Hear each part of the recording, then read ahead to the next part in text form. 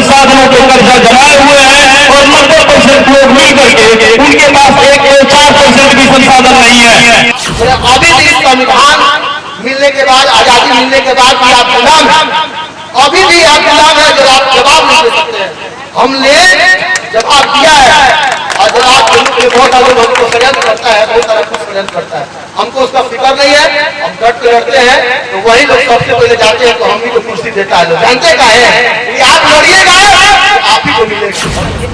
कहीं भी समाज में मीटिंग वगैरह होता है तो समाज में जो भी लोग अपने हैं खबर पढ़ते हैं, जाते हैं, हमसे जितना होता है हम उसको करते हैं। हो सकता है कहीं सहयोग के तौर पर हम काम करते हो, लेकिन अपने तन मन से उसमें समर्पित रहते हैं। सबसे बड़ी बात कि आप कहीं नहीं है, अरे वो कोई जरूरी है कि 100% जो सही आदमी है, हम 25% 50% गलत होंगे, हम लोग माल कमाने का चिंता होगा, लेकिन अपनी लोग सबसे बड़ी चीज और कहीं नहीं है। नेता है 50 नेता है तो नेता है तो अपने नेता है उसके पीछे रहेगा, दूसरे का गाली सुन लेंगे लेकिन अपने गाली सुन लेंगे। हाँ, अपने चाचा का गाली सुन लेंगे, अपने समाज का गाली सुन अपने साथ रहेंगे, जबकि कोई भी समय आएगा तो हमको कभी भी आगे बढ़ा नहीं। सबसे बड़ी बात है कि हम अपने बच्चों को, हम जहाँ रहते हैं वहाँ बहुत सारे लोग रहते हैं, समाज के हर जाति धर्म के लोग रहते हैं, लेकिन सबसे बड़ी बात वही वहाँ बच्चों को कोई जी कह के बुलाता है, वही कुछ ऐसे समाज हमारे लोग हैं उनको फलनवा चिरनवा कह के बुलाया जाता है। तो हम लोग अपने बच्चों को सिखाए कि जो आदमी हमारे बच्चों को जैसे कहता है फलनवा, तो बच्चों को सिखाए कि कहो कहता है ये बात कहिए। अगर आप नहीं कहिएगा तो आप मैंने अभी भी संविधान मिलने के बाद, आजादी मिलने के बाद भी आप गुलाम हैं, अभी भी आप गुलाम है। जब आप जवाब नहीं दे सकते हैं, हमने जवाब दिया है और जवाब देने के लिए बहुत सारे लोगों को षड्यंत्र करता है, बहुत सारा कुछ षड्यंत्र करता है। हमको उसका फिक्र नहीं है, हम डट के लड़ते हैं। तो वही लोग सबसे पहले जाते हैं तो हम ही को कुर्सी देता है। लोग जानते का है कि आप लड़िएगा आप ही को मिलेगा, जो नहीं मिलेगा, जो नहीं लड़ेगा ना वो गुलाम पीछे पीछे वो लोग घूमने लगा, गोड़ लागता नहीं, गोड़ लागता नहीं। जब आप अपने अधिकार को खोजिएगा तो वही लोग आपके पास आके कहेगा गोड़ आते भैया, आप ही को सबसे पहले बैठाएगा।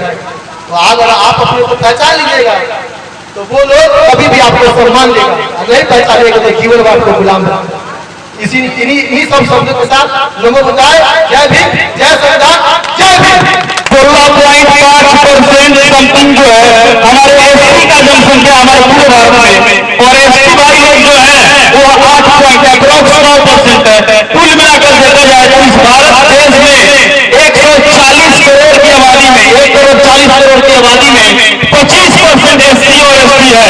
लेकिन आपको मालूम होना चाहिए कि हम कहाँ है, हमारी आबादी 25% है इस देश में, 25% कम नहीं होता है। अगर हम चाहें तो गांव का सरपंच से लेकर प्रधानमंत्री तक बना सकते हैं, लेकिन हम कहाँ है, कहीं नहीं है, कहीं नहीं है।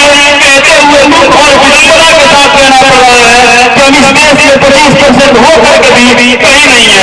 इस बात को हमें समझना होगा। 10% लोग सुन करके जान करके हैरानी होगी, 10% लोग जो है 90% संसाधनों पे कब्जा जमाए हुए हैं। 10% लोग जो मिल करके 90% संसाधनों के कर्जा जमाए हुए हैं और 90% लोग मिल करके उनके पास 4% भी संसाधन नहीं है।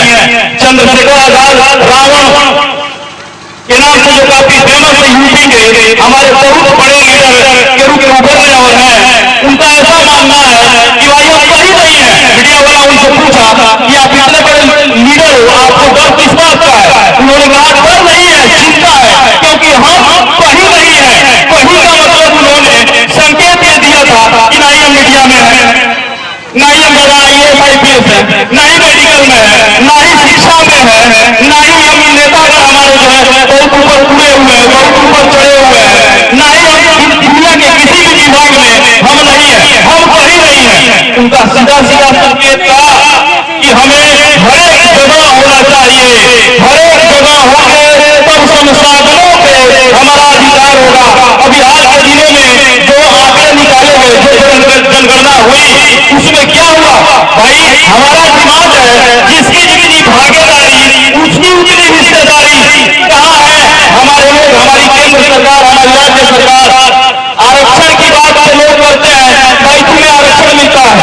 सोच करके ताजुब होता। 3000 सालों से इस देश में परमानेंट आरक्षण मिला। 3000 सालों से दूसरे लोगों ने आरक्षण का मजा लिया हमारे देश भारत में। 3000 साल आज भी देख सकते हैं राम मंदिर जो बना, नहीं चाहिए लेकिन मैं बोलूंगा अभी, राम मंदिर जो बना वो तमाम चीजें आप देखेंगे वहां पे बहुत सारा खर्चे हुए, बहुत सारी बातें। क्या किसी SC/ST किसी गरीब का बेटा आज नहीं, बाबा के जमाने से आपने देखा कि ऐसे मंदिरों में कोई पुजारी बना हो, बनेंगे नहीं बनेंगे, कभी नहीं बनेंगे, लिख के रख लीजिए, कभी भी जीवन में नहीं बनाएगा सब आपको, क्योंकि मानसिक कीड़ा भैया, आप अति पिछड़ा हो, आप जो है दलित हो, आप नीच हो, आप आदिवासी हो, आप अछूत हो और अछूत ही रहोगे उनके नजर में। इसलिए संगठित होइए और शिक्षित बनिए, अन्यथा कोई काम नहीं आएगा आपको।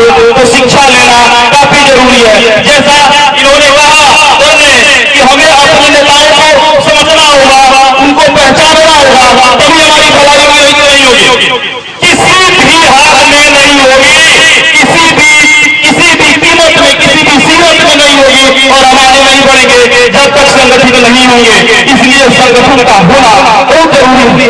आरक्षण कोई 3000 साल तक आरक्षण की बात नहीं, 3000 साल तक हर एक डिपार्टमेंट में रहा, हर एक डिपार्टमेंट में रहा और हम लोगों को अप्रोक्स 80 साल हुए, 80 साल भी पूरे नहीं हुए, मात्र 80 साल हुए हमारे देश में आरक्षण हम लोगों को दिलाए हुए।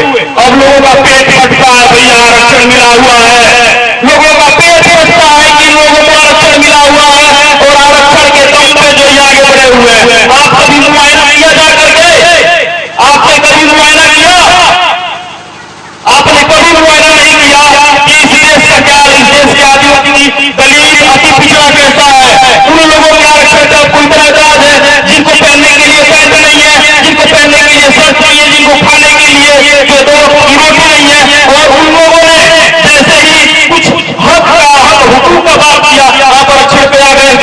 ये विडंबना है इस देश की। हालात ऐसे हैं, आपको मालूम होना चाहिए कि हर एक 543 भागों में भारत बटा हुआ है, यानी कि 543 सीट है हमारे पूरे भारत में, 543 लोकसभा का सीट हमारे पूरे भारत में, 543 भाग बटे हुए हैं, 580 543 हर एक वर्षी की बात करेंगे। इसमें जो आप देखेंगे कि आरक्षण कुछ मिला हुआ है, हम लोगों को दलित अति पिछड़ा आदिवासी लोगों को आरक्षण मिला हुआ लोकसभा सीट में।